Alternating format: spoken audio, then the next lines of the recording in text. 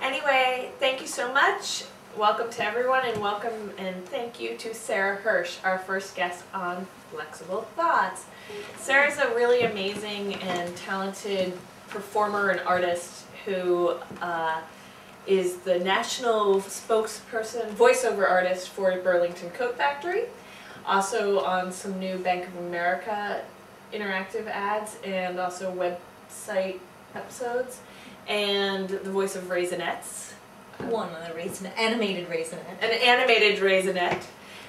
She's also an amazing puppeteer, and she is just in general an incredible costume maker and all-around artist. Drama of Works is a company that I puppeteer with quite often, and they were commissioned by Nokia to make a shadow film that basically ran for about a year at the new Heathrow terminal in London, and also in all the Nokia stores around the world. If you've seen this, or when you see this, the shadow puppetry in it is stunning, and it makes you just see puppeteering as a completely different form.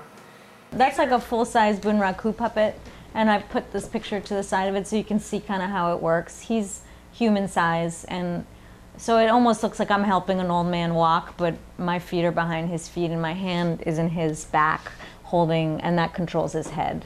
So he's got one hand in his pocket because I'm only controlling one hand here. So what age did you realize you wanted to be a puppeteer? I don't think I really realized it at all. I mean, I think when you study theater, it's always, I call it like the gateway. Like everybody I know who is in the theater arts, like be it costume design or directing or anything, started doing theater, and that's kind of where I started. And I always felt like I was like, oh, I want to be an actress. I want to be an actress. And then ultimately, when you are an actor, you're really at the bottom of the totem pole creatively. Like people are telling you, you know, what to say, where to stand, what to wear, how to deliver your lines. Like you don't have that much creative input. And this way, I get to control it all.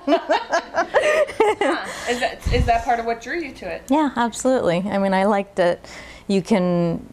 I mean, you control what they're looking at by flashing a light, or by shadowing the right thing, or by, you know, moving the puppet in the right way, and you know, you're focusing their eye. It's almost like filmmaking a little bit, you know. What about then? Does a director of a puppet show, do they not have as much? Do they give more license to the artist on stage? Well, they certainly are working hand in hand with the person who did the design, the puppet design.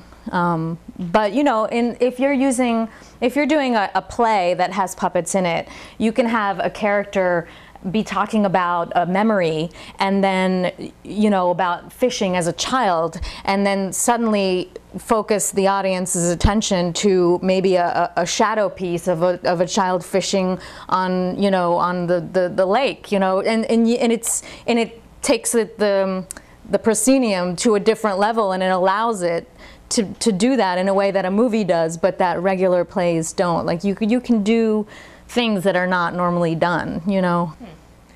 Let's talk about your latest piece, Yes. which is about Salvador Dali. I'm currently working on a piece that's tentatively entitled The Dali Project, and it's in development with my collaborator Sophia Ramolde right now.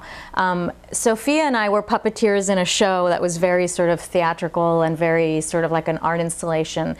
And I noticed Sophia in the dressing room reading the Salvador Dali biography, and I said, oh, you like Dali? And she says, yeah, I'm working on a one-woman show where I portray him. And I said, oh, I'd worked on a piece where a puppet piece with Salvador Dali. And so I started bringing in some of the puppets and showing her, and we kept talking, and a year later we said, you know, we should sort of merge our pieces together and see what comes of it. And that's kind of how it started. Oh, so for her, she was doing a theater piece. A theater piece. She has a background in movement and theater, and she was just starting to dabble in puppetry. And yeah, so that's how it started, and it's been great. It's really a fantastic collaboration, and We are part of the St. Anne's Puppet Lab, which is sort of a weekly meeting at St. Anne's Warehouse in Dumbo.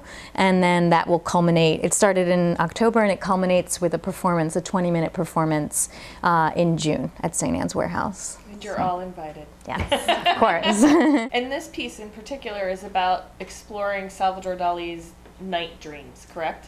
It is. There is one human actor, so there's only one, and he portrays Salvador Dali in his conscious state. And then when he enters his dreamland, it is sort of the world of puppets. And there are representations of Dali himself as a puppet in the dreamland. It becomes like a surreal landscape of sort of, you know, blurred. And as the show develops, the dreams and the reality and the subconscious are going to be much more sort of blurred and much more cacophonous, if you will. It's been